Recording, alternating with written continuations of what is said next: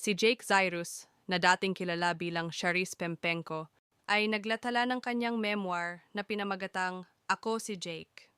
Sa aklat na ito, ibinahagi niya ang kanyang mga karanasan mula sa mahirap na kabataan, pag-angat sa kasikatan sa Hollywood, at ang kanyang muling pagsilang bilang si Jake Zyrus.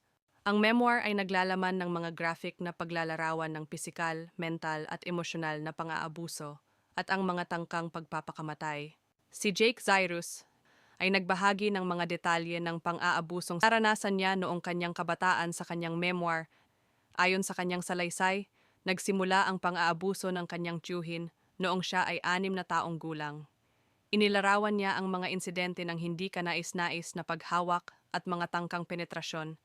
Kalakip ang mga banta ng kamatayan kung isisiwalat niya ang mga pangyayari, sang mahigpit na yakap sa batang Charisse at kay Jake Zyrus for having the courage to speak.